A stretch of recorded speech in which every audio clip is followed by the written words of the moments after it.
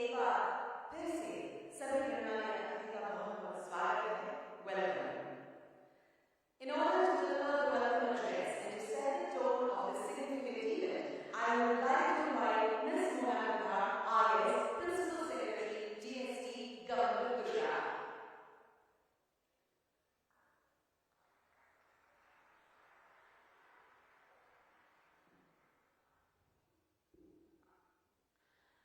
Good morning to all. It is my proud privilege to extend a warm welcome to Honorable Chief Minister of Gujarat, Shri Upelab Patel, who takes a keen interest in science and technology, is also an Honorable Minister for Science and Technology, and despite of his busy schedule, he has given us a lot of guidance and spared so much time for this event. I also welcome Honorable Union Minister for Health, Family Welfare, Chemicals and Fertilizers, Shri Mansukh Mandaviya. I welcome the Chief Secretary of Gujarat, Shri Rajkumar. Also Secretary Department of Biotechnology from Government of India, Dr. Rajesh Gokhale, who are working on a very important policy formulation, and we will have a very engaging session on the same. I also welcome an eminent team of academicians, researchers and incubators from San Francisco, California, led by Dr. P.R. Tandon, Setu Foundation, also leading Stanford India Bioscience Program, along with her, Chairman and CEO of Target Discovery in California, Mr. Jeffrey Peterson, who has a lot of experience and exposure to the entire ecosystem in this sector and related sector. And we're very happy to have him here and listen to him.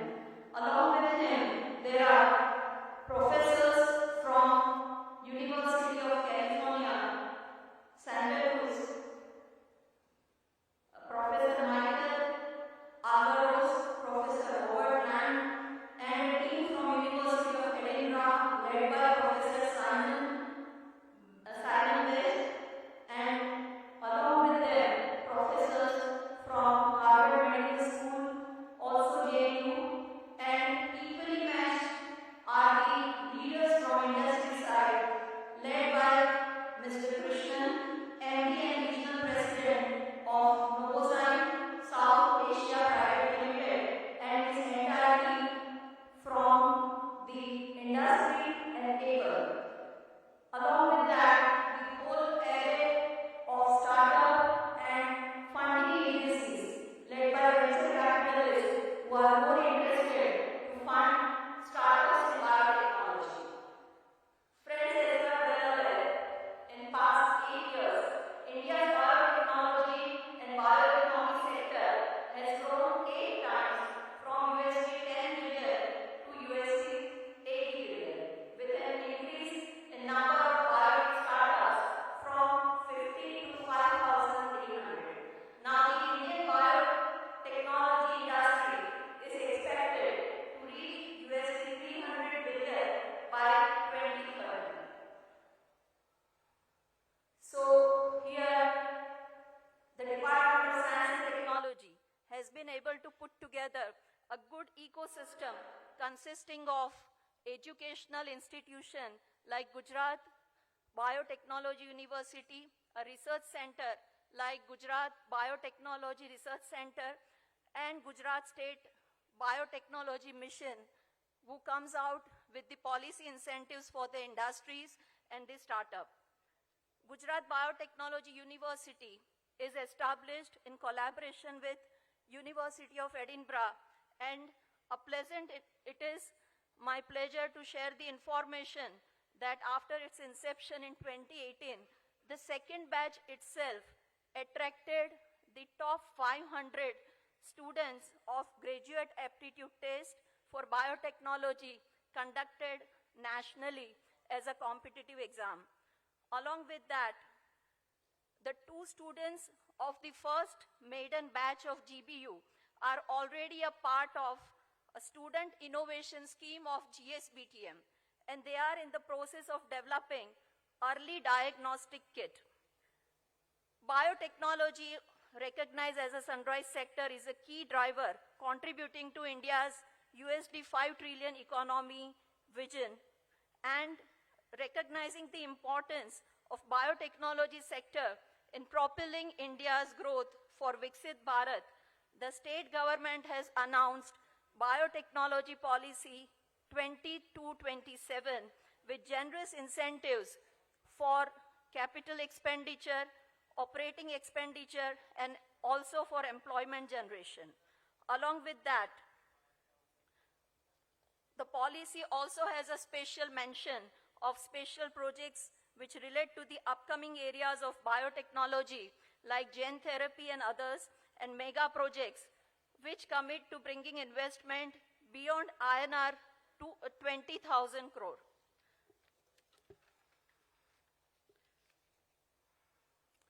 For extending equally strong support to innovation and startup, Gujarat State, in partnership with Department of Biotechnology, Government of India, has established Savli Technology and Business Incubator. Today, the ex-startups of STBI, as we call it, Revi Environmental Solution, Wise Organic Fertilizers, and Infinita Biotech have received national startup awards. Revi Environmental Solutions and MicroGo have been winners of Swachh Bharat Grand Challenge and Onion Grand Challenge conducted by Government of India. Pragmatech Healthcare Solution Private Limited, working on cervical cancer in women, is first in India to receive CDSCO, that is the regulatory clearance for cervical self-sampling kit, making women Atmanirbhar to collect cervical samples.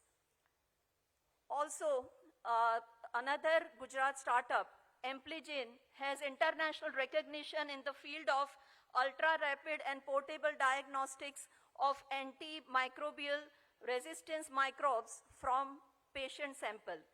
Gujarat Biotechnology Research Center, GBRC as it is known, has been a game changer in biotech research. Today, GBRC is part of Genome India Initiative, the largest funded project by DBT-GOE. It is also part of largest network program on AMR, superbugs, and One Health, and part of INASOCOG, largest network project by DBT, Government of India. The solutions that GBRC is providing to Gujarat State are like dengue serotype detection kit, Amplicon panel for diagnosis of hereditary breast and ovarian cancer, Amplicon panel for diagnosis of muscular dystrophy and lysosomal storage disorder. For recombinant serotiopeptidase and other similar productions. Probiotic for treatment of endometritis in animal, detection of adulteration in herbal formulation, etc. It gives me immense confidence that research in the state is progressing rapidly.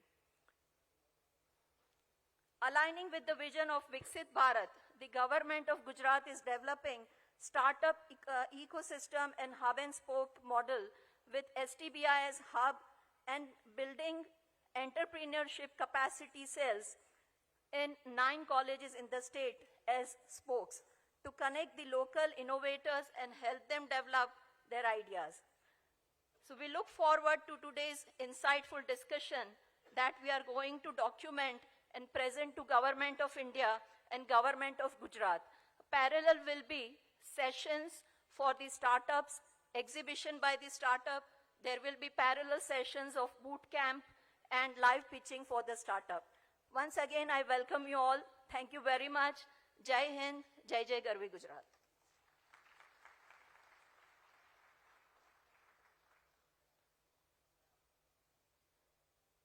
Thank you so much, madam, for your warm welcome words and also the introductory remarks. आज हमारे साथ virtually हमारे संग जुड़े हैं माननीय मंत्री Shri doctor Mansukh Mandaviya जी, स्वास्थ्य एवं परिवार कल्याण मंत्रालय, भारत सरकार। मैं उन्हें आदर और विनम्रता से उनके विशेष उद्बोधन के लिए आमंत्रित करती हूं। जी नमस्कार। बायोटेक्नोलॉजी पर प्री वाइब्रेंट सेमिनार में उपस्थित गुजरात के यशस्वी मुख्यमंत्री आदरणीय भूपेंद्र भाई पटेल जी, राज्य के मुख्य सचिव श्री राजकुमार जी, भारत सरकार में सचिव श्री राजेश गोखले जी, मिस्टर पीटरसन, मिस्टर कृष्णन, इस कार्यक्रम से जुड़े सभी आज के इस अवसर पर आप सबका मैं अभिनंदन करता हूं। आप सबको सबसे पहले एक बात बताना चाहूंगा कि प्रधानमंत्री नरेंद्र मोदी जी जब गुजरात के मुख्यमंत्री थे तब राज्य में बायोटेक्नोलॉजी मिशन और बायोटेक पार्क की स्थापना की थी। 15-20 साल पहले बायोटेक मिशन की स्थापना करने वाला शायद गुजरात देश का पहला राज्य था और यह कदम दर्शाता है कि बायोटेक को लेकर मोदी जी का विजन कितना दूरंदेशी है, जो आज हमारे भूपेंद्र भाई उसको आगे बढ़ा रहा है। आज हम प्री वाइब्रेंट इवेंट में भी बायोटेक्नोलॉजी पर कार्यक्रम करते हैं, वह उसी का नतीजा है। भारत सरकार में फार्मास्यूटिकल्स का मंत्री होने के नाते मैं आपको इतना जरूर बता सकता हूं कि आने वाले वक्त में बायोटेक्नोलॉजी हेल्थ ट्रीटमेंट का सबसे बड़ा आधार बनेगा। इसी के साथ साथ कृषि, पर्यावरण, इंडस्ट्रीज, उत्पादन जैसे कई सारे क्षेत्र में बायोटेक्नोलॉजी के जरिए जटिल प्रश्नों का समाधान खोजा जाएगा। इन सबके चलते आने वाले वक्त की इकोनॉमी बायोटेक्नोलॉजी आधारित बनेगी, इतना मुझे आज दिखाई दे रहा है। भारत की बायो इकोनॉमी पिछले 8 वर्षों में 8 गुना बढ़ी है और 10 अरब डॉलर से बढ़कर 80 अरब डॉलर तक पहुंच गई है। जैसा कि माननीय प्रधानमंत्री श्री नरेंद्र मोदी जी ने घोषणा की है कि देश बायोटेक के ग्लोबल इकोसिस्टम में शीर्ष 10 देशों की श्रेणी तक पहुंचने से बहुत दूर नहीं है। भारतीय बायोटेक इंडस्ट्रीज साल 2025 तक 150 बिलियन डॉलर और साल 2030 तक 300 बिलियन डॉलर का लक्ष्य रख के साथ वर्तमान में भारत ग्लोबल बायोटेक्नोलॉजी इंडस्ट्रीज में लगभग 3% हिस्सेदारी के साथ दुनिया में बायोटेक्नोलॉजी के शीर्ष 12 गंतव्यों में से आज एक है।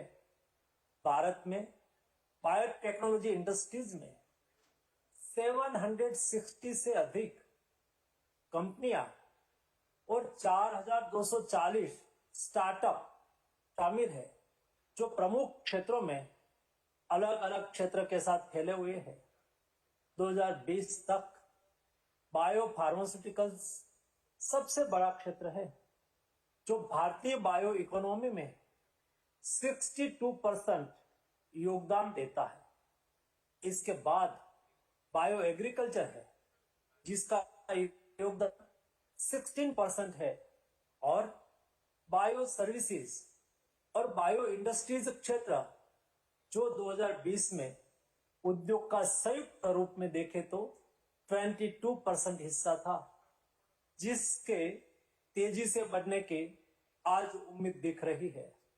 नेशनल बायोटेक्नोलॉजी डेवलपमेंट स्ट्रेटेजी 2020-25 के मध्य से सरकार कौशल्य विकास, रिसर्च और इनोवेशन ड्रिवन मजबूत इकोसिस्टम, नॉलेज शेयरिंग और कॉमर्शलाइजेशन की सुविधा और इन क्षेत्र में पीपीपी मॉडल को प्रोत्साहित करके बाजार से जुड़ने तक फोकस कर रही है।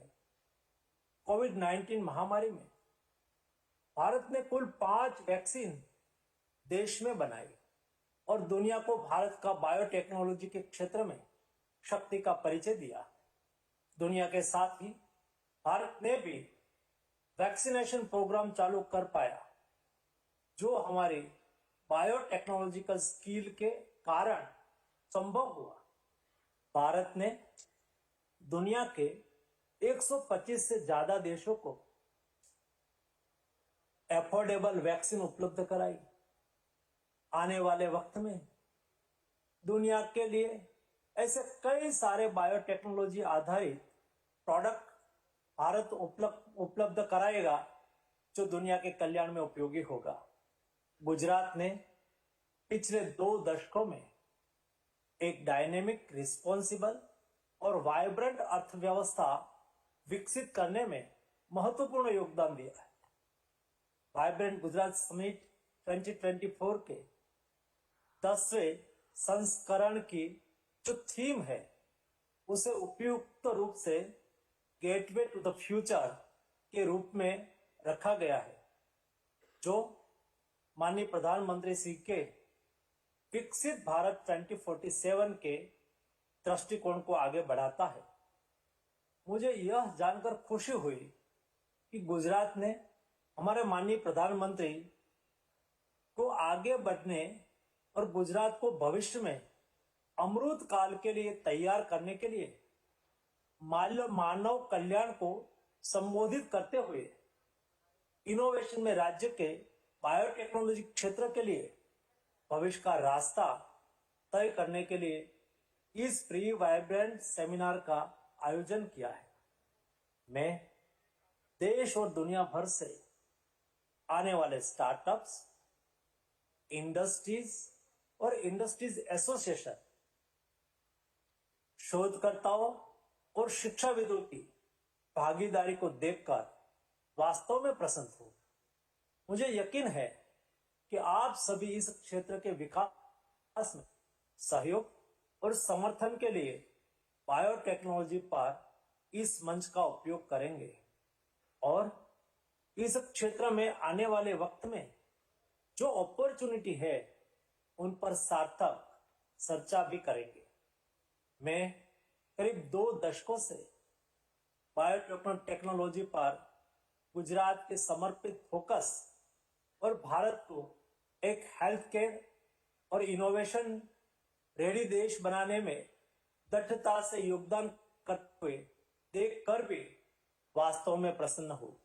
माननीय प्रधानमंत्री श्री भारत को 2047 तक एक विकसित राष्ट्र का दर्जा प्राप्त करने की कल्पना करते हैं और उनका लक्ष्य इस अमृत काल के दौरान 25 वर्ष के लिए भारत को इस परिवर्तनकारी यात्रा पर स्थापित करना है। अगले 25 साल में भारत को विकसित बनाने के लिए हमें थोड़े ऐसे क्षेत्र में भारत को विकसित बनाना पड़ेगा, तभी जाकर भारत सही मायने में विकसित बन सकता है। इसमें बायोटेक्नोलॉजी मिशन शामिल है।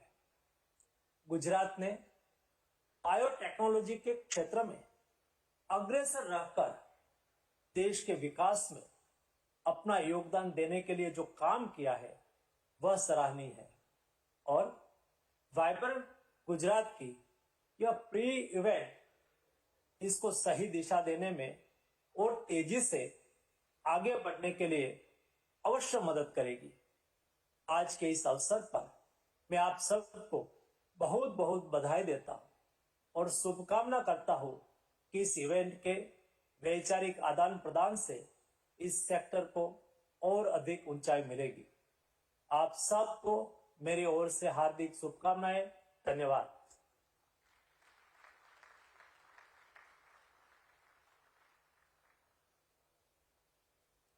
माननीय मंत्री महोदय, आपके प्रेरक संबोधन एवं आपकी वर्चुअल उपस्थिति के लिए आपका भी बहुत बहुत धन्यवाद। इस विशेष अवसर पर मंच से विराजमान सभी अतिथियों का हम स्वागत करने के लिए अति उत्सुक हैं। Foremost, I request Miss Mona Khandar Principal Secretary DST Government of Gujarat to kindly welcome our Honorable Chief Minister of Gujarat, Shri Bhupendra Bhai Patel, with a shawl and a memento.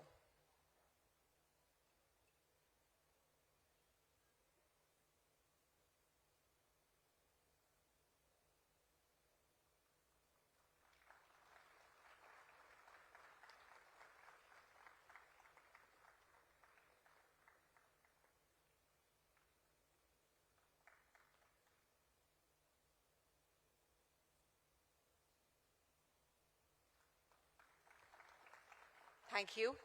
I now request Shri Viday Khare, Mission Director, GSBTM, to kindly welcome Shri Rajkumar, IS, Chief Secretary, Government of Gujarat.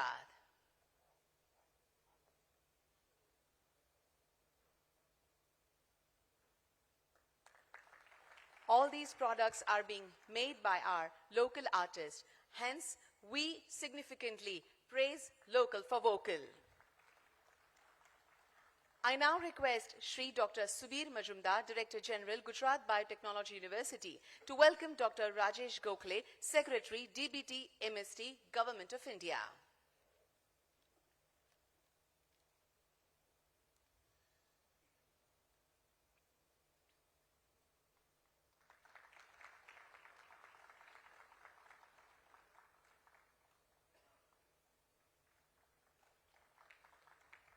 Thank you.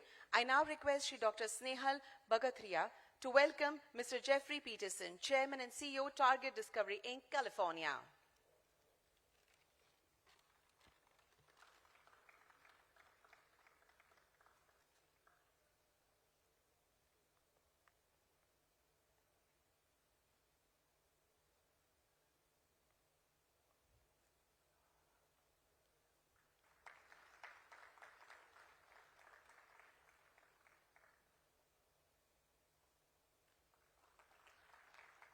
Thank you. And I now request Dr. Anasuya Bharalkar, Joint Director, BD, GSBTM, to welcome Shri G.S. Krishnan, President, Association of Biotech-Led Enterprises, and ex-Managing Director and Regional President, Novozyme South Asia Private Limited.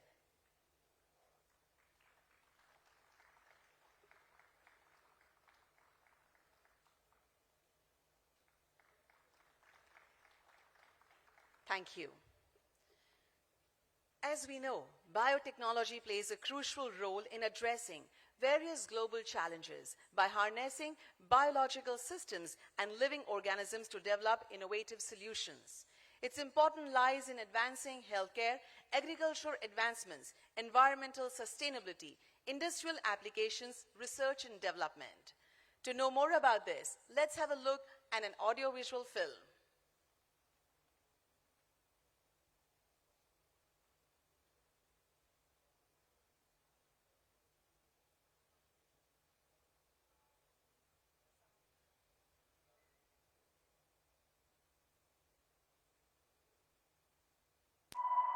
India. India is a flourishing bioeconomy. With 3% share in the global biotechnology industry, India is on the cusp of becoming a USD 5 trillion economy by 2027-28. Bharat अपनी आजादी के अमृत महोत्सव मना रहा है। अगले 25 वर्षों के लिए नए लक्ष्य तय कर रहा है। तब बायोटेक सेक्टर देश के विकास को नई गति देने के लिए बहुत महत्वपूर्ण है। With presence of over 225 biotech companies and 40% of India's contract research organizations, Gujarat has a lion's share in contributing to the country's biotech sector.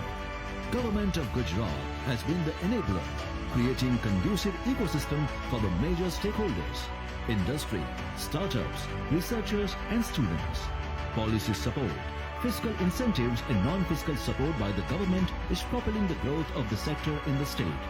The emergence of Gujarat State Biotechnology Mission in 2004 was the cornerstone for the sector. Biotech got another boost when Gujarat Biotechnology Research Centre came into being in 2017. It offers ready-to-use scientific equipment at concessional rates. Gujarat earned the distinction of having the world's first dedicated university for biotechnology. Gujarat Biotechnology University. With globally recognized University of Edinburgh as its knowledge partner, the university conducts courses encompassing all segments of biotechnology. The Savli Technology and Business Incubator is one of the top 5 public bio-incubators of the country, with equipped laboratories and mentoring established in the vicinity of Biotechnology Park in Savli GIDC Estate, over 223 acres of land. It has a 320 KLD common effluent treatment plant to cater to the biotech industries therein. Gujarat Biotech Startup Venture Fund supports startups and MSMEs through equity-based venture financing. To further encourage investments, The Government of Gujarat has unveiled Biotechnology Policy 2022-27, which aims to attract investment of Rs 20,000 crores. providing various capex and opex benefits to boost technopreneurship in the sector.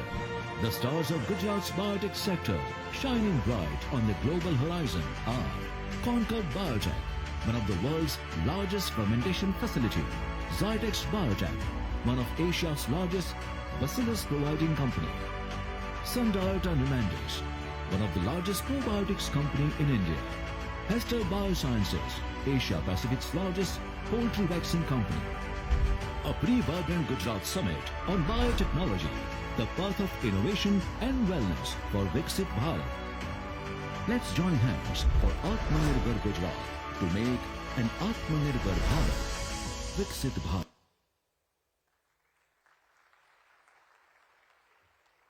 Thank you.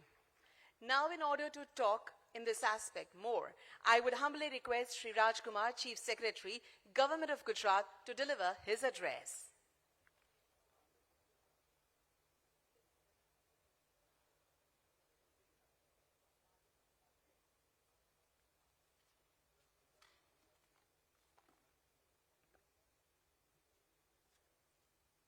Honorable Chief Minister of Gujarat, Shri Bhupendra Bhai Patel ji.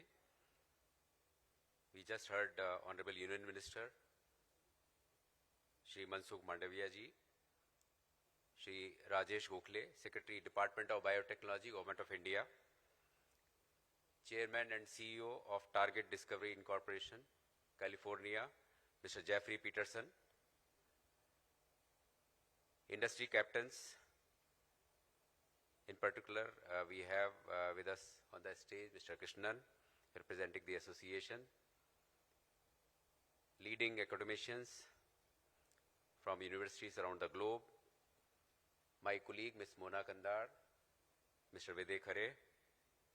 Good morning and namaskar to all of you.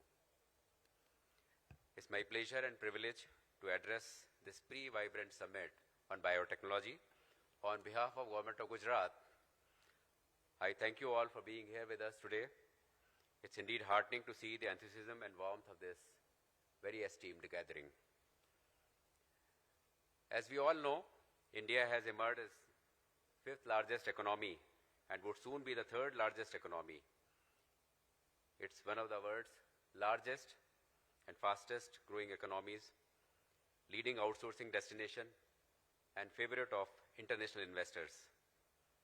In this context, it's my privilege to state that Gujarat has been playing increasingly an important role in India's growth story. This gathering is our endeavor to present the status and direction of biotechnology sector in the state and advantages that Gujarat offers to the investors in this sector. Under the visionary guidance of Honorable Prime Minister Shri Narendra Modi, India is leapfrogging into futuristic and strategic areas through technology-driven initiatives. As we all know, in the field of digital economy, India has earned its name, and it's one of the country, or I should say, the leading country so far as the digital transactions are concerned. Government is persistently focusing on facilitating the development of knowledge-based economy by leveraging India's youthful and talented population. Biotechnology and its allied fields have made tremendous contribution in solving new age problems, especially in the field of health, life sciences, and agriculture. Since biofuels are a low carbon alternative to fossil fuels, And in my opinion, these could help reduce greenhouse gases emissions and related climate change impact from particularly the transport sector. So in all likelihood, biotechnology will play a major role in transforming India's transport sector towards a net zero carbon emission sustainable economy. Also, as was mentioned by Honorable Union Minister earlier, bioeconomy, which in my opinion means using renewable biological resources from land and sea, like crops, forests, fish, animals, and microorganisms, to produce food, materials, and energy. Stronger developments of bioeconomy will help India accelerate progress towards a circular and low-carbon economy.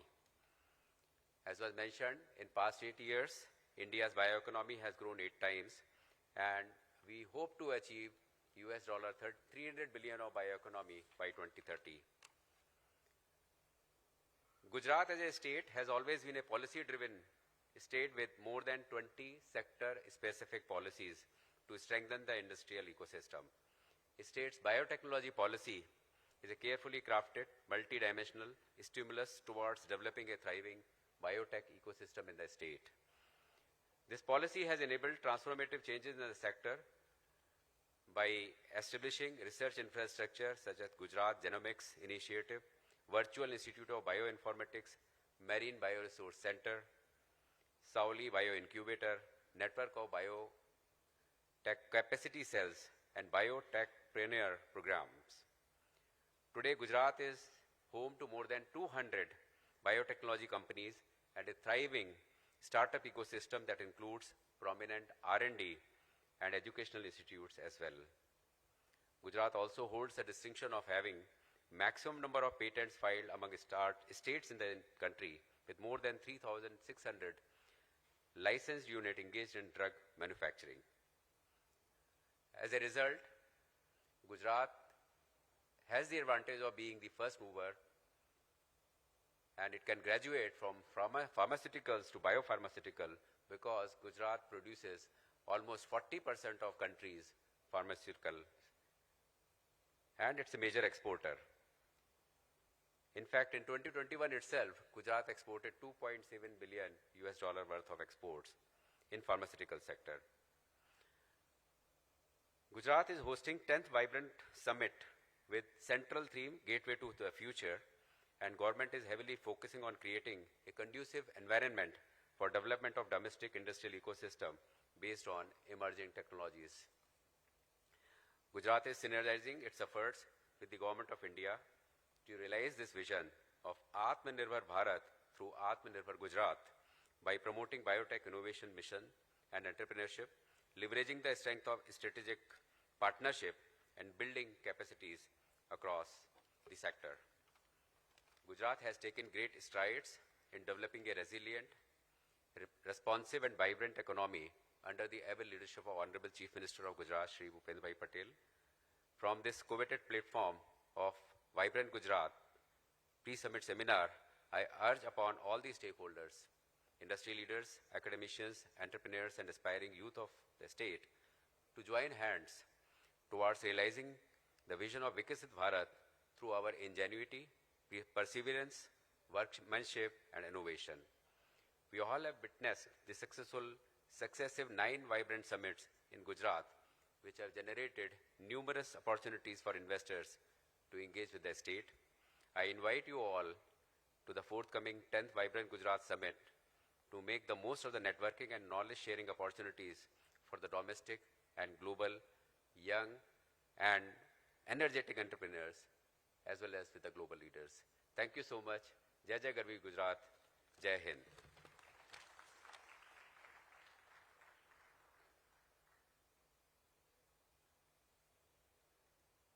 Thank you so much, sir, for your significant address. Today we have with us Dr. Rajesh Gokhale, Secretary, DBT, MST, Government of India. He holds an additional charge for the Department of Science and Technology, Government of India. I would humbly request, sir, to deliver his talk on the vision of biotechnology.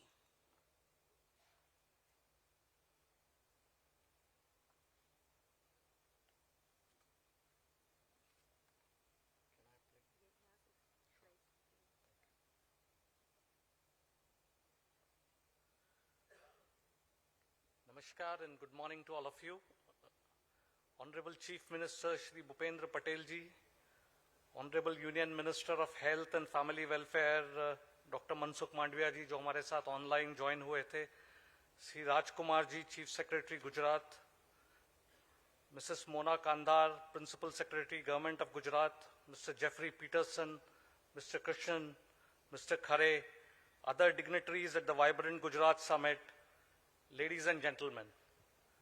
It's my pleasure to be able to come and talk to you about what Department of Biotechnology is actually envisaging for the country's progress. And I will briefly give a 5 to 7 minutes of 10 minutes of talk on these aspects of it actually. So the real challenge I think that we believe, and I'm almost certain as we have heard from everybody actually, that biology is likely to build the next technology revolution in the world actually.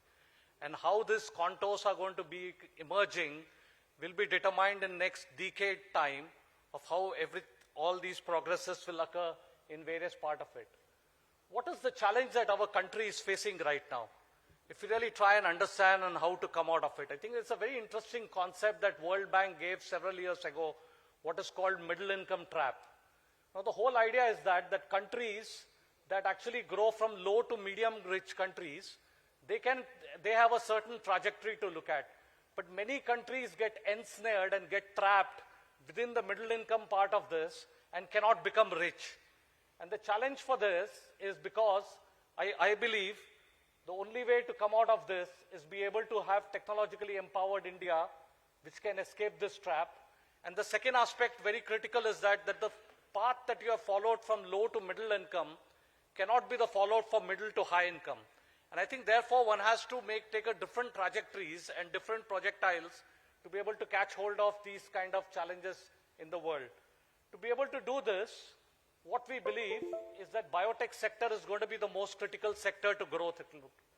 And I think the perspective of this bioeconomy report is one that was released last week, in fact in Delhi, and therefore the data is the latest data that is available, and I think pardon me for giving you the latest data for it, but it's actually good to see that the growth last year was 23% of the past year of it actually. So it's a leaps and frogs jump that we have done actually. So 23% is a very, very high growth rate for the biosector to grow. The valuation is about $137 billion industry right now. And of the total economy, that is around 3.47 trillion economy or 4 trillion economy that India is presently about. And what we predict is it will be $300 billion plus industry by 2030, and we may be about $3 trillion industry by 2047, which is what we talk about actually, what we are all interested to look at. The sectors that have very rapidly grown over last year is the bio-industrial sector that has very, very rapidly grown, and it actually accounts for the 43% of the overall sector. The biopharma industry is 36%, and then there are these other sectors, bioagri, which is likely to grow even much more stronger than what it is presently it is all about. And I think these ways, this is likely to be the scenario for the future of the next 10 years to come in the country's future. What do we need to do to address these Vikasit Bharat priorities? And I believe the tech solutions that are necessary are in the 4 large areas.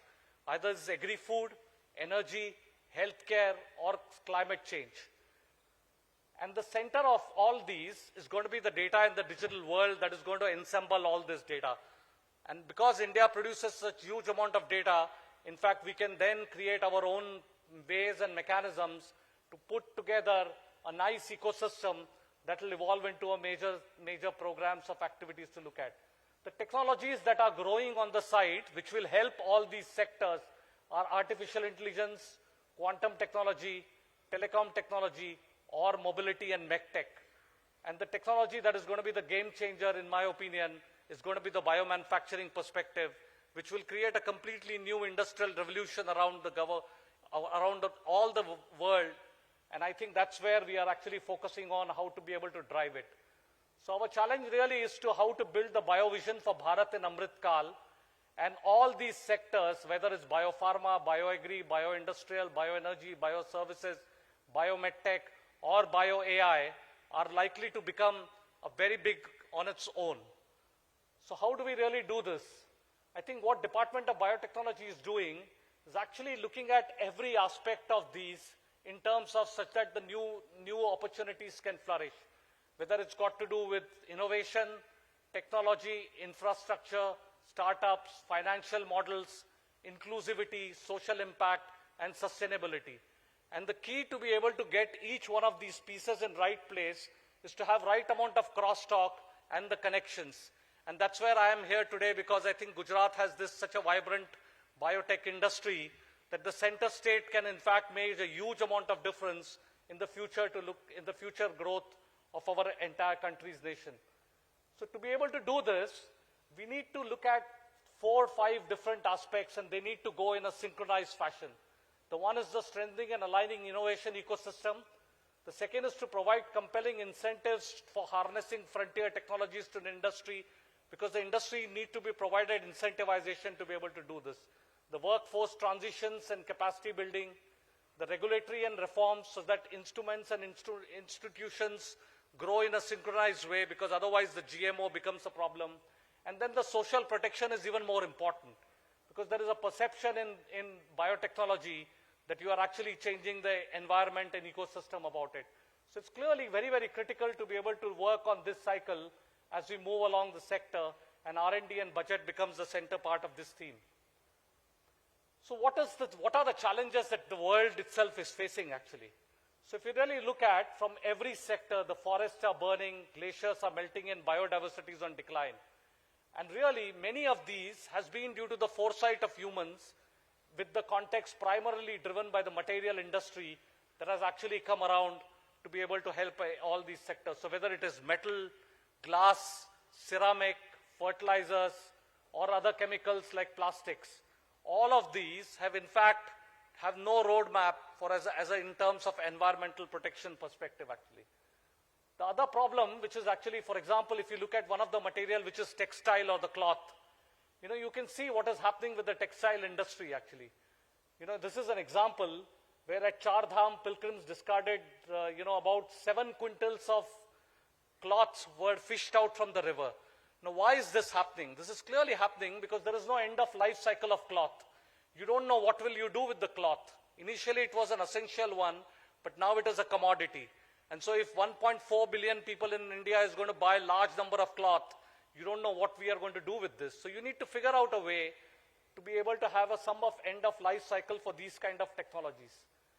The global rice crisis, you can see the rice which once was provided us growth, now in fact stagnating yields, land water scarcity, and methane emission and global warming is a bit of a challenge actually to look at. So how do we resolve these actually?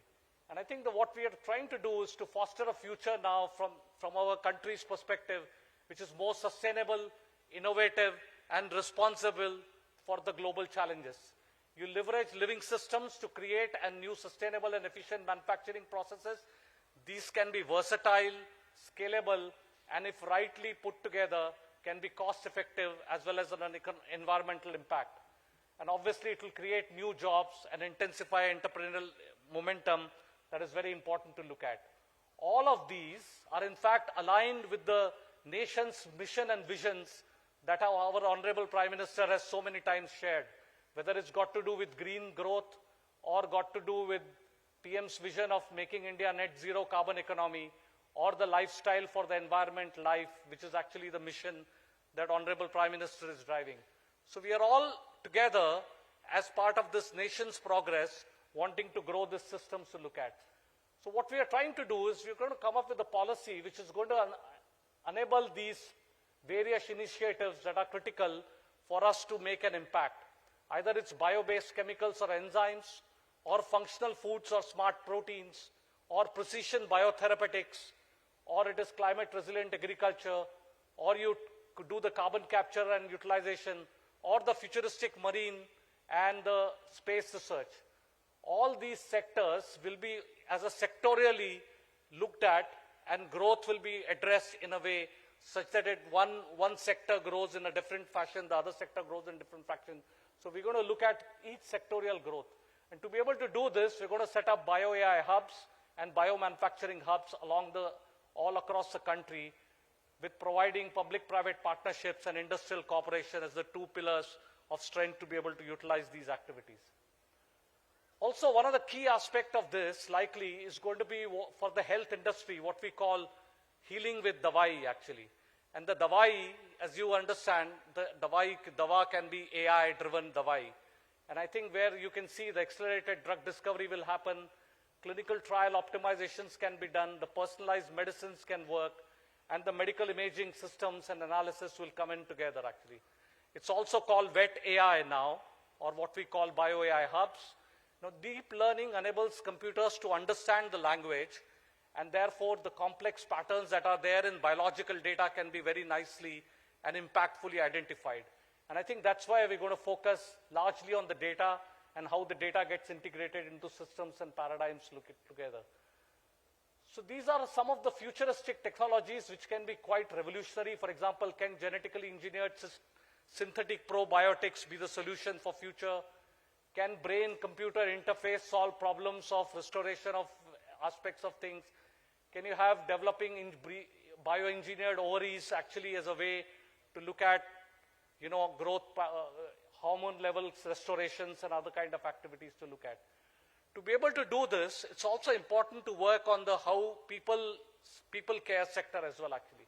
And I think if you really look at one of the challenge in biomanufacturing sector is really got to do with the fact that our people are not completely engineered to be able to work to them. So really we need to work on all these four facets of learning, which I call Shastra, Tantra, Vidya and Kala. And mostly when you do Shastra and Tantra and Vidya, the Vidya to Kala transition, in fact, during PhDs is being a challenge in our country actually. And what we're going to do through Department of Biotechnology is being able to have courses that allows you to transit to a skill and effective performance, which is very critical to be able to make things happen in its own format and own ways actually.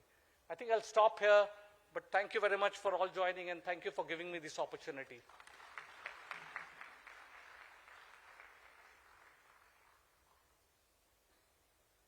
Thank you very much, sir, for your important presentation. Today we have with us few industrialists. We have with us Mr. Jeffrey Peterson, Chairman and CEO, Target Discovery, Inc., California, a personalized medicine diagnostic company leveraging proprietary proteomics tools. Prior to Target Discovery, he served as a CEO of Sharp, Peterson, Ochiltree and Associates. Please help me welcome Mr. Jeffrey to share his experiences with us.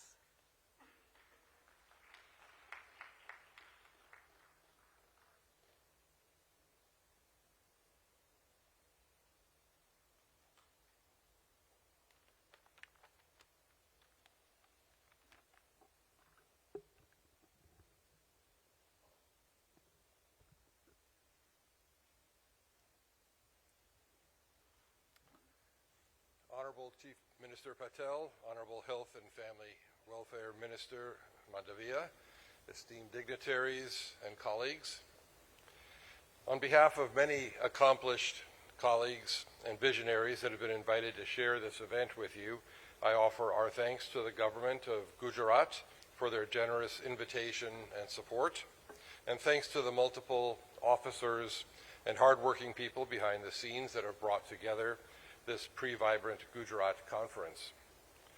I also thank the Indus Setu Global Foundation for their pivotal role in creating this opportunity to speak with you. Setu, as we call it, is focused on bridge building between India, the USA, and other countries, convening leaders and change agents from government, academia, nonprofits, and industry, powerhouses to innovative startup entrepreneurs, and is focused on three of our world's greatest existential challenges: human health, women's empowerment, and planetary health, including climate change and beyond. So, what life lessons do I have to share with you? I've been incredibly fortunate and blessed with enormous diversity of experiences across industries, technologies, products, services, markets, functional areas, from the largest global conglomerates with sophisticated systems to cowboy companies that are improvising their way through explosive growth, to boards of public companies facing transformations, and to my journey through multiple startups, and more recently into teaching, coaching entrepreneurs at all levels, and helping give back to other founders creating new startup successes.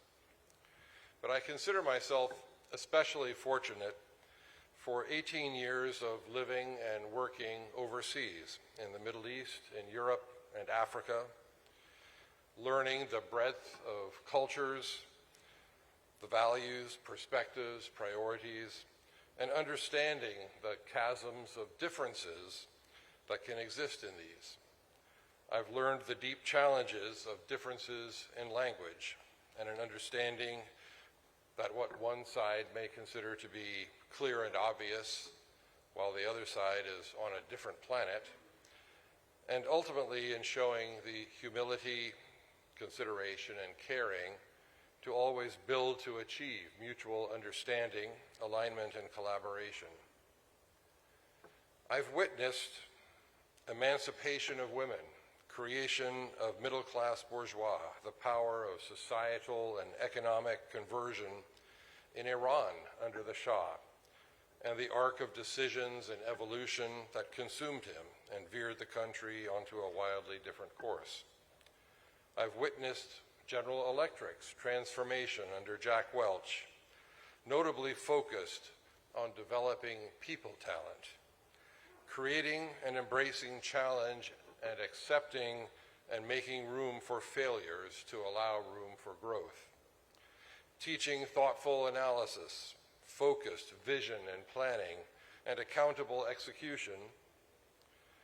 These created a titanically respected and successful company, but I've seen some of the limitations in managing complexity and diversity that hobbled GE's path into a much different company today.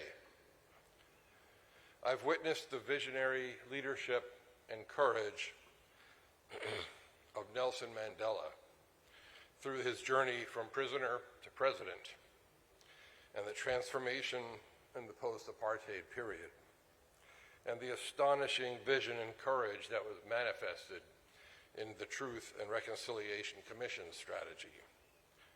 But I again watched the limitations of achievement under others that grasped opportunities subsequently to lead without sufficient vision, knowledge, or discipline, or with outright greed and corruption. I've witnessed the breathtaking and inspirational reality of Silicon Valley, a wonderful, multicultural melting pot that is an astonishing cauldron of the magical components of academia, financing, and entrepreneurial recycling and giving back, that has created an entrepreneurial success engine in high-tech, biotech, and beyond that was arguably unequaled until more recent years, as many of us have welcomed and trained others, seeding and nurturing a diaspora of entrepreneurial hotbed creations around the world. I've witnessed industrial transformations that have beggared the imagination in medicine, in physics, in computing, in the dawn of the web-based information age, in the promise of biotechnology, and of course, and the explosive emergence and blossoming of artificial intelligence and machine learning. And of course, in the consequences of the evolution of each of these technologies, nuclear threats, bioweapons, social media run amok, and the darker possibilities of AI. These consequences are only sometimes unforeseen or poorly managed. Let us hope that they are not just inevitable.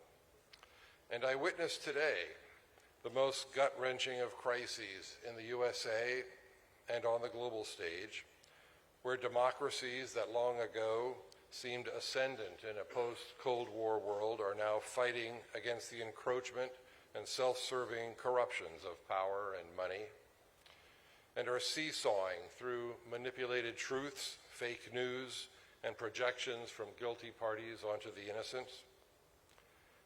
It looks frighteningly close to an end of empire moment and a dystopian nightmare as multiple dictatorial powers rise and threaten anew. So what have I learned along the way? Certainly I've seen the awful price that can be paid for failing to maintain, inspire, and invigorate your people on the course ahead, or worse, to succumb to hubris and to failing to listen, to test the validity of one's progress, of failing to understand and embrace change, and the need to course correct, or even to pivot, innovate, and create a new course. And I've seen the more awful price of allowing the cancer of self-serving behaviors, feeding and building further power, self-serving greed and corruption. I must say that I'm mightily heartened by the leadership examples that I've observed here in India, ranging from the repudiation of corruption from the highest levels of government to the strategic investments being made and the magnificent people-focused example of the vibrant Gujarat conference sequence in which we're currently engaged. I learned the lessons on prioritizing the selection, development, and advancement of people, hopefully more talented and capable than ourselves, and the need for courageous and visionary leadership in the embrace of challenges, and the engagement with the unknown or the poorly understood, the need for voracious pursuit of growth and learning, but especially for growth in perspective and wisdom, wrestled from the thoughtful analysis of your own experiences and the experiences of others, and for the building and rewarding of teams above individuals for high performance. I learned at the core, integrity and sound guiding principles are critical. Clarity of analysis, vision, planning, goal setting are essential to achievement. But another key learning has been that in one's journey, opportunities knock or may just be passing by your door, and you must be alert, listening, and thoughtful to recognize, consider, analyze them smartly. And then you must be courageous enough to listen to your intuition or gut and embrace them. On any path, you must be humble enough to course adjust, and hardworking, visionary, and persistent enough to stay on and lead through the course to successful realization. Let me circle back to AI, artificial intelligence, to impress the importance of this explosive development on those of you who may not have understood its inescapability yet. AI is not new. The pursuit of it has been evolving for decades. The first generation was known as expert systems, which were basically deep and sometimes complex decision trees. One of the companies that I've been helping, Tiger Health, used this approach to mine data from dozens of clinical trials and to create a breakthrough in the management of diabetes, disease spectrum, and many of the other diseases with complex comorbidities that interact or are exacerbated in the presence of diabetes. Tiger provides a fast and inexpensive physician decision support tool for the effective management of this disease spectrum within the incredibly short physician-patient visit time allowed by many health systems or the insurance reimbursement provided. The explosion of diabetes worldwide is one of the two greatest health economic threats faced by the globe and all of us. And this technology is uniquely positioned to completely change that trajectory. And I speak from personal experience. Over the course of 3 to 4 years, Tiger's health guidance transformed me personally from a fully diabetic state all the way back to a deeply normal territory. And that was first generation AI. The second generation of AI utilized sophistical statistical analysis tools to create decision analysis systems capable of teasing out challenges and often hidden insights from complex data sets. A couple of my companies have used these tools on complex mass spectrometry to produce intuitively understandable guidance on clinical outcomes and on food, beverage, and environmental contamination, substitutions, and authenticity. Third generation AI now harnesses these tools against massive deep data sets and complex multivariable problems in order to yield even more powerful insights and guidance. Another company that I'm helping, NeuralTrack, uses third generation AI to take a simple array of X-ray pictures from a short 60-degree sweep of a C-arm X-ray machine that reaches around an operating table during live surgery. And it converts that into full resolution CT imaging that can be sliced and sectioned for accurate surgical tool positioning, just like a full CT data set. The technology is revolutionary, not just to the health economics and accessibility of a great number of interventional surgeries, but more importantly, it will affordably revolutionize the accessibility of CT quality imaging capabilities into much more diverse and remote settings throughout the world, yielding an enormous impact upon health economics and patient outcomes. Fourth generation AI is the generative AI that has taken off in the past 2 years. That's amazing so many of us, with the conversationally interactive research and writing tools of ChatGPT for text and of DALL-E for image generation, and now a slew of other competing platforms vying for leadership. I've seen my wife's company in small pet care convert from spending hundreds of dollars on artwork regularly to using DALL-E's image generation capabilities to generate over 20,000 images of breathtaking quality, variety, composition, and artistic styles for fractions of a penny each. And these are offering an entirely new business expansion for her business. In summary, AI will be invading our lives from every angle in short order. I cannot emphasize enough the importance and opportunities available from getting involved early to understand, embrace, and participate in the utilization of these exploding tool sets. In closing, I'm very excited to be here with you. I look forward to the opportunity to create important and powerful partnerships, whether between my companies and their opportunities for translating enormous benefits quickly into India and beyond, or to helping the many entrepreneurs assembled for boot camp interactions here today, but most importantly, to partner with your government, academic and industry leaders to create and foster the development and flourishing of new meccas of entrepreneurial innovation and success across India. Thank you.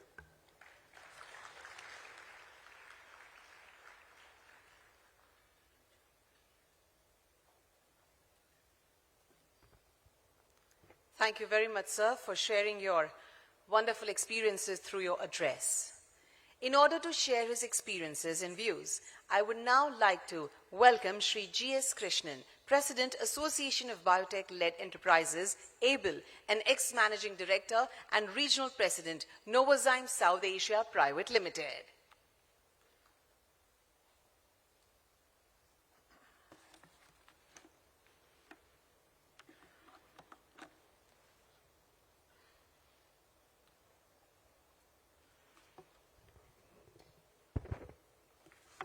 Honorable Chief Minister Sri Bhupendra Patel ji, Honorable Minister Mansukh Mandavia, Chief Secretary, Government of Gujarat, Principal Secretary, Secretary DBT Dr. Rajesh Gokhale, and Mission Director, distinguished delegate, of course, Mr. Jefferson.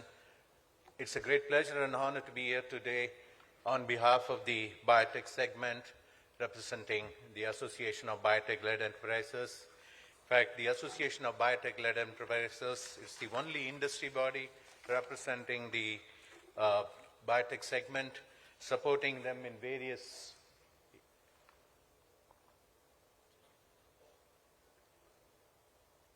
initiatives from the advocacy point of view, inputs for streamlining regulations, industry recommendations for the union budgets, etc.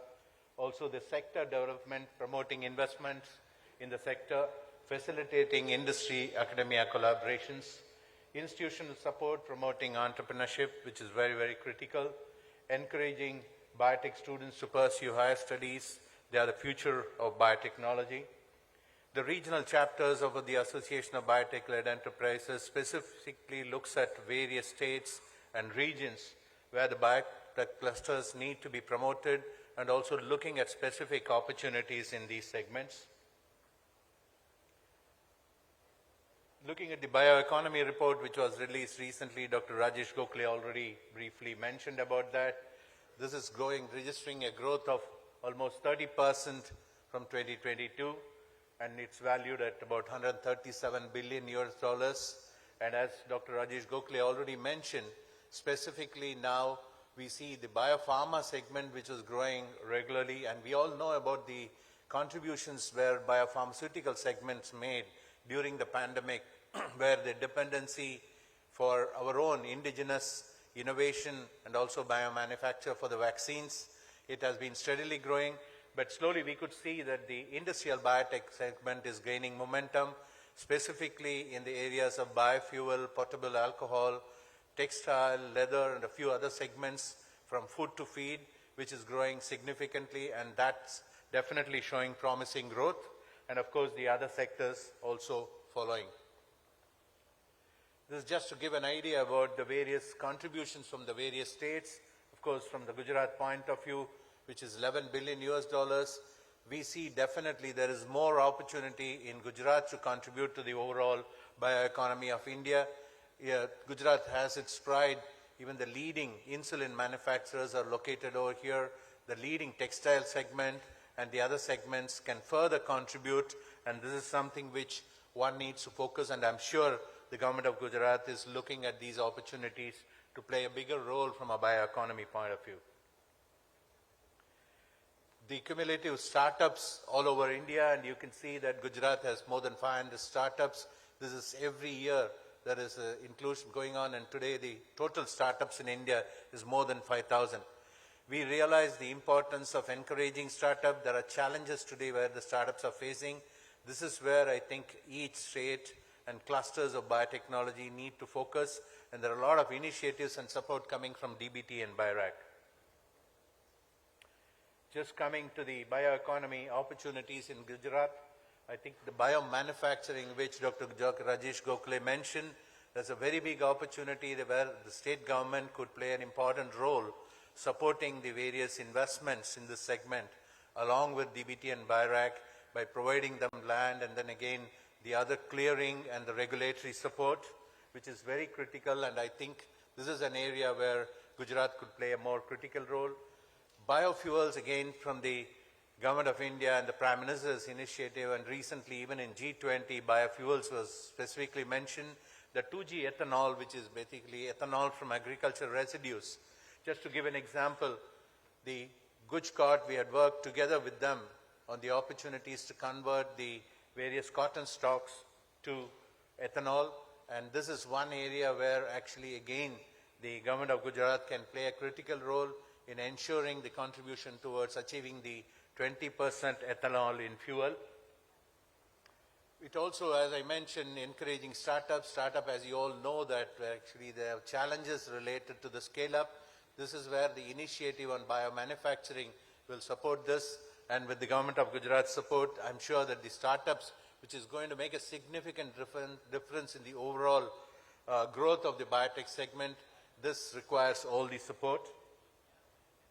Entrepreneurship, again, ABLE has been closely working with various institutes. There are a lot of young entrepreneurs, and we need encouragement for more entrepreneurship, and the government of Gujarat again has an opportunity to support the biotech institutions in promoting entrepreneurship. We are also suggesting that there are a lot of opportunities and there are a lot of capabilities from the state of Gujarat, and we have, ABLE have been having pavilion, for example, in the US Bio. It is very critical to participate in such international forums where it will very clearly have an opportunity to placard on the various capabilities in the state. Coming to the bioeconomy report for the state, we have been recommending and suggesting to the government of Gujarat to have a special bioeconomy report for the state, which will not only give you where we stand today, where are the opportunities, and where we can work together to support the development of the bioeconomy. This will also have opportunities for strategizing on future areas which one could look at it. This will also fine-tune the current biotech policy, which is the most popular in all over India, and there are a lot of praise about this particular initiative and also the ease of doing business in Gujarat, and something which one could capitalize on. ABLE, the Association of Biotech-Led Enterprises, would like to enable these opportunities with the state of Gujarat, and we would like to look forward to working together. Wish you all a lovely two-day session over here. Thank you very much.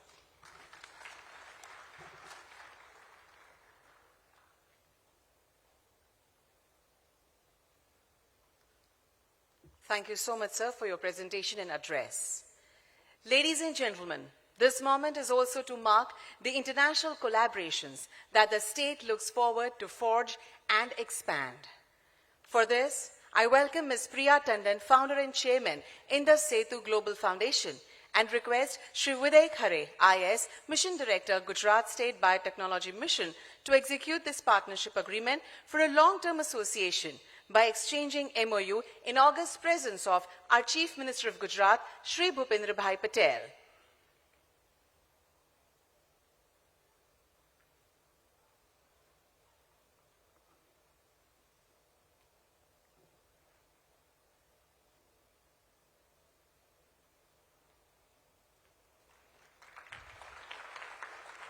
Indeed, a moment of pride and pleasure. You can applaud more because this is just a mark of beginning.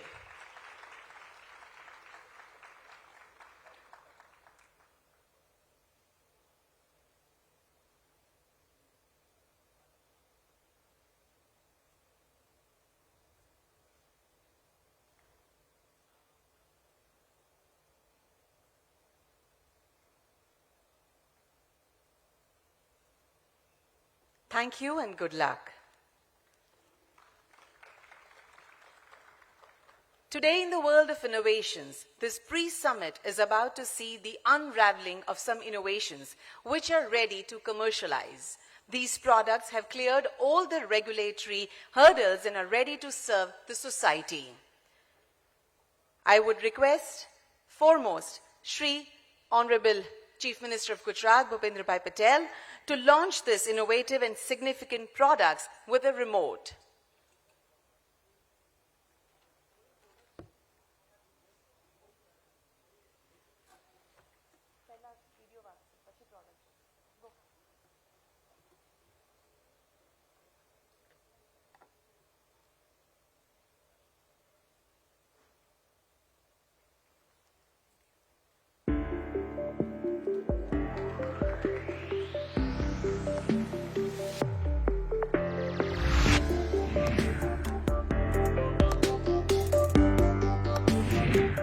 Conducts a 2-minute test and simply displays green or red on the screen. Green indicates healthy, red indicates hemorrhage, so refer for CT. And it's totally harmless even for pregnant women and children.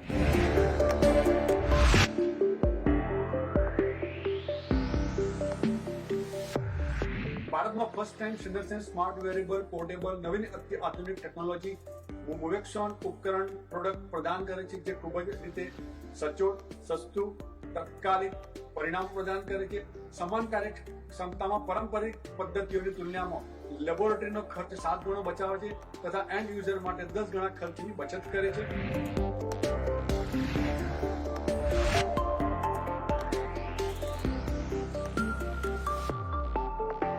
The device we have created, IOTA Biosampler, which will bring diagnostic access at a remote location. So in that case, the benefit will be the people don't need to travel to the urban region to have their diagnostic. People can, while using our device, so they can self-sample their blood and can deliver this device to the at tier 1 cities or the high-end diagnostic laboratory for their diagnostic test.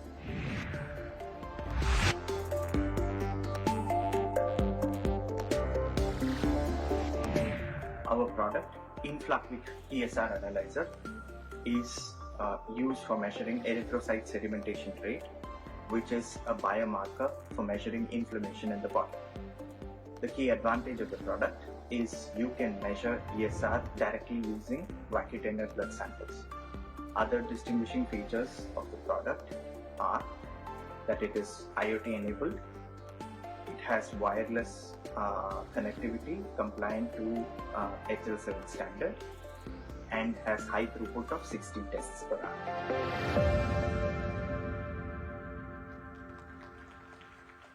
Congratulations. We would now like to call all the four companies. Foremost, Cerebro, a handheld scanner for hemorrhages. Sir आपने विनंती कि आप product launch करशो.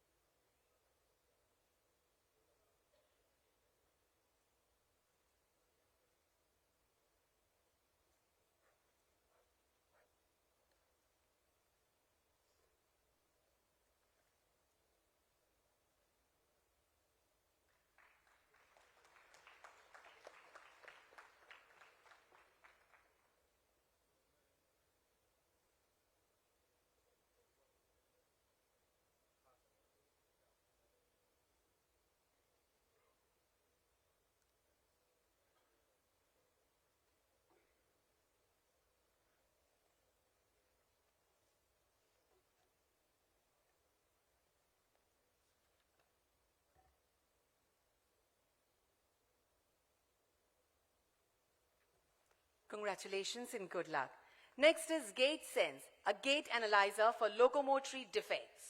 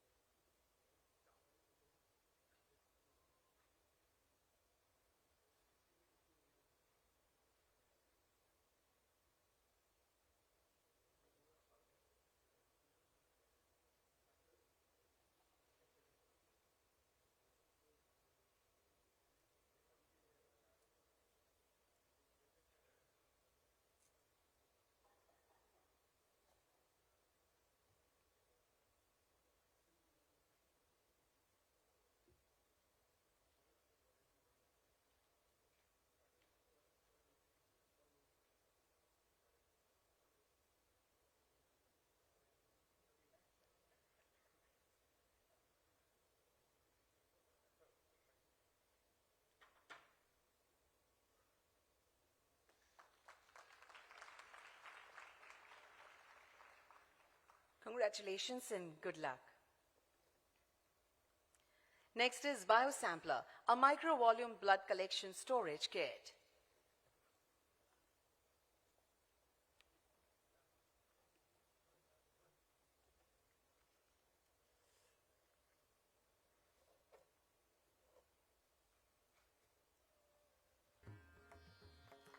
Congratulations and good luck. Last but not the least, InfaQuick, an automated ECR analyzer.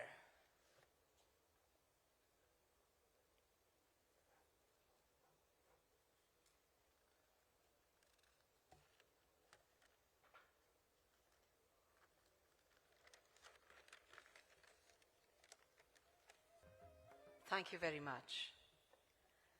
Gujarat के विकास पथ पर सदैव नवीन एवं आधुनिक दृष्टिकोण रखना जिनका जीवन मंत्र है, जो सदैव नए विचार, नए आयाम को सराहते हैं, उनको बढ़ावा देते हैं और मार्गदर्शन प्रदान करते हैं, ऐसे हमारे गुजरात के माननीय मुख्यमंत्री श्री भूपेंद्र भाई पटेल को आइए तालियों की गड़गड़ाहट के साथ उनके विशिष्ट संबोधन के लिए आमंत्रित करते हैं।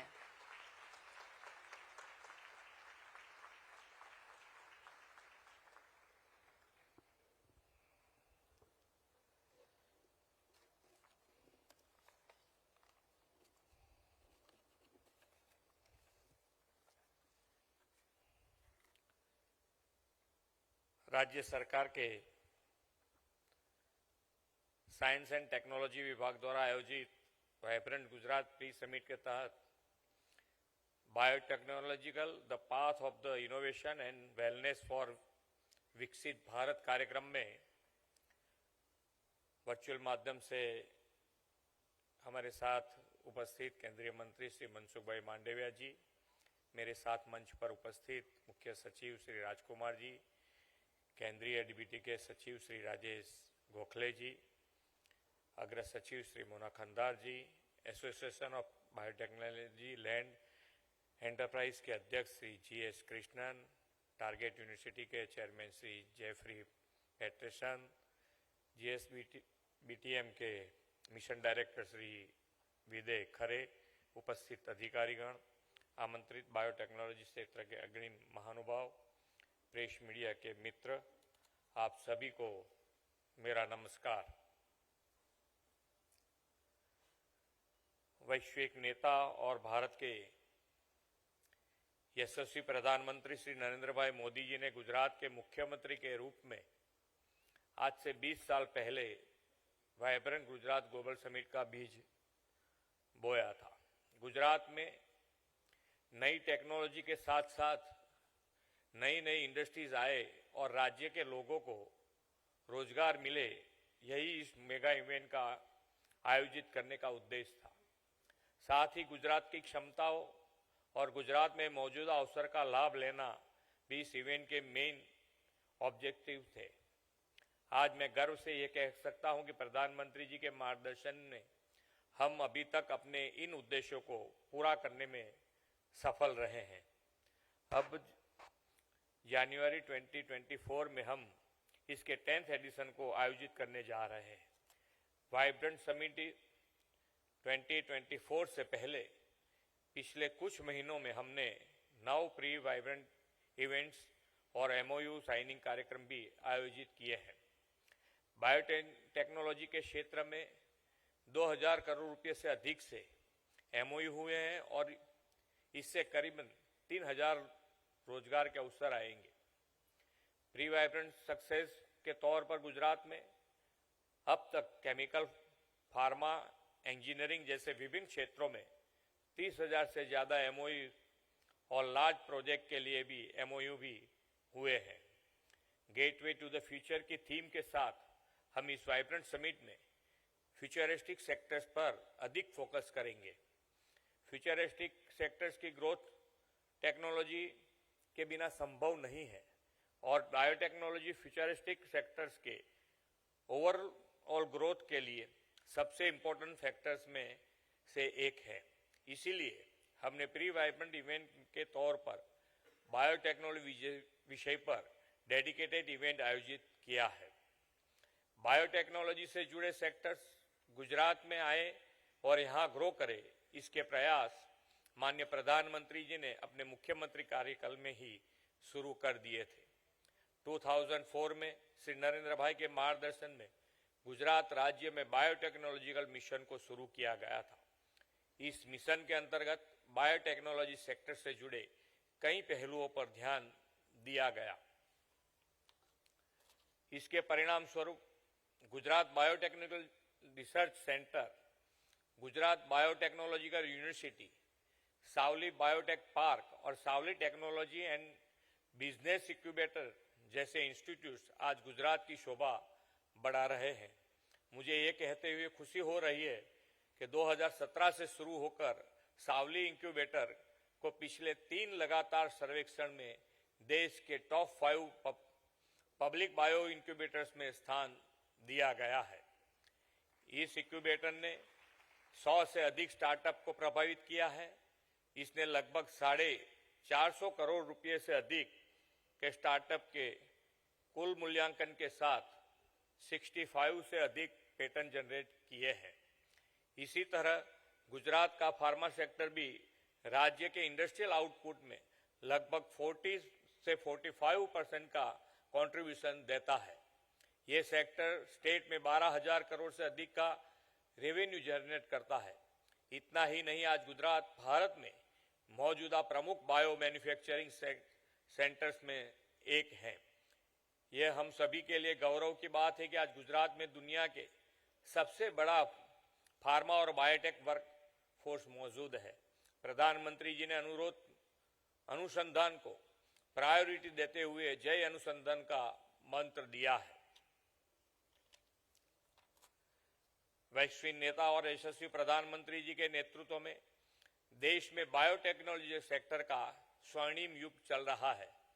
एक समय था जब भारत के नागरिक को महामारी के टीकों और दवाइयों के लिए वर्षों तक इंतजार करना पड़ता था। पहले विदेशों में शोध होता था और वहां के लोगों का इलाज पहले होता था, फिर भारत के लोगों को दवाइयां और टीके मिलते थे।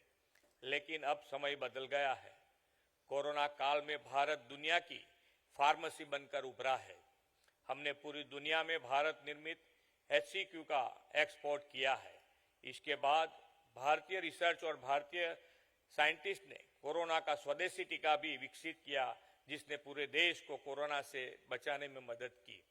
हमने वसुधैव कुटुंबकम की भावना से देश के लोगों के साथ साथ पूरे विश्व के लोगों तक टीका पहुंचाया गया। प्रधानमंत्री जी ने क्लिनिकल टेस्टिंग से लेकर अप्रूवल स्टेज तक पूरे प्रोसेस को तेज कर दिया है, जिससे बायोटेक सेक्टर्स में रिसर्च को काफी फायदा हुआ है। मुझे विश्वास है कि बायोटेक्नोलॉजी के सेक्टर भविष्य में गुजरात में समग्र विकास में महत्वपूर्ण भूमिका निभाएगा। वर्ल्ड लेवल पर बायोटेक्नोलॉजिकल इंडस्ट्रीज में लगभग 3% से की हिस्सेदारी के साथ भारत आज एशिया प्रशांत क्षेत्र में तीसरा सबसे बड़ा बायोटेक्नोलॉजी सेक्टर का डेस्टिनेशन है। आज भारत में बायोटेक्नोलॉजिकल सेक्टर सबसे तेजी से बढ़ते क्षेत्रों में से एक है। बायोटेक्नोलॉजिकल सेक्टर को टेक्नोलॉजी ऑफ होप कहा जाता है। गुजरात सरकार ने बायोटेक्नोलॉजी के इस महत्व को समझते हुए इस सेक्टर से जुड़े इंडस्ट्रीज के लिए बायोटेक्नोलॉजिकल पॉलिसी 2022 लागू कर दी है। मुझे विश्वास है कि हमारी यह पॉलिसी गुजरात के बायोटेक्नोलॉजिकल सेक्टर को वर्ल्ड लेवल पर एक नई पहचान देगी। गुजरात सरकार दुनिया की बेस्ट बायोटेक्नोलॉजिकल गुजरात में लाकर भविष्य में विकास और विकसित भारत के लिए प्रतिबद्ध है। इस सेक्टर में अंतर्राष्ट्रीय सहयोग के बेहतर रिजल्ट हासिल करने के लिए गुजरात इन सहयोगों को वाइब्रेंट गुजरात समिट से आगे लेकर जा रहा है। मुझे विश्वास है कि good governance, business friendly environment और पॉलिसी सपोर्ट्स के साथ गुजरात में बायोटेक्नोलॉजी का रिसर्च और डेवलपमेंट और उसकी पूरी इंडस्ट्रीज वर्ल्ड लेवल की बनेगी। साइंस हो या स्पेस, प्रधानमंत्री जी के नेतृत्व में भारत की स्वदेशी टेक्निक दुनिया को अपनी ताकत दिखा रही है। मुझे विश्वास है कि प्रधानमंत्री जी के विकसित भारत एट 2047 विजन के साथ वाइब्रेंट समिट के माध्यम से हम साथ मिलकर गुजरात को एक मजबूत बायोटेक डेस्टिनेशन बनाने में सफल रहेंगे। इन्हीं अपेक्षाओं के साथ मैं अपनी वाणी को विराम देता हूं। भारत माता की जय, वंदे मातरम, जय जय Garvi Gujarat.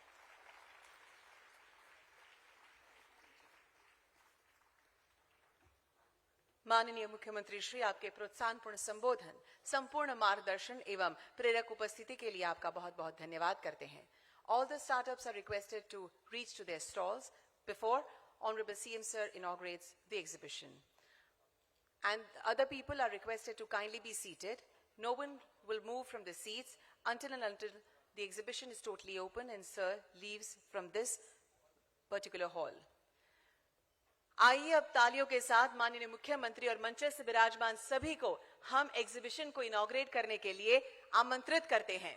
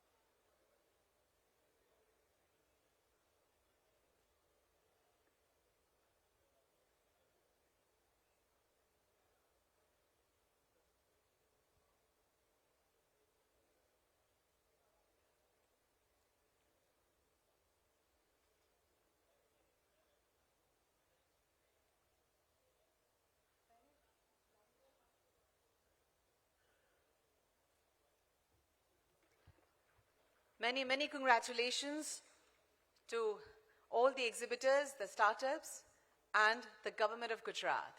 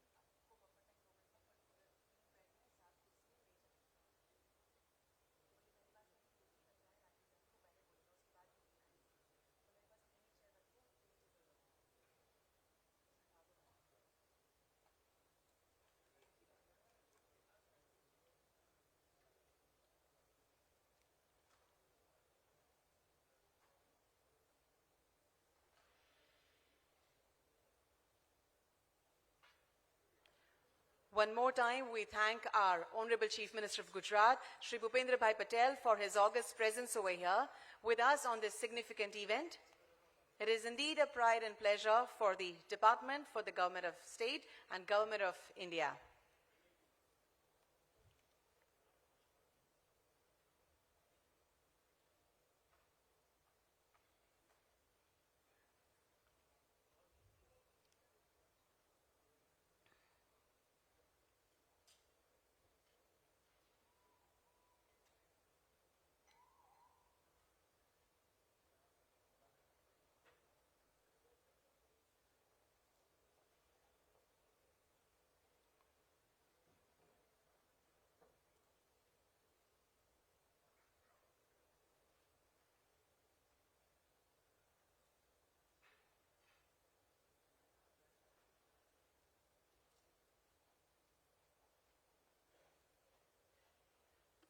Thank you very much, sir.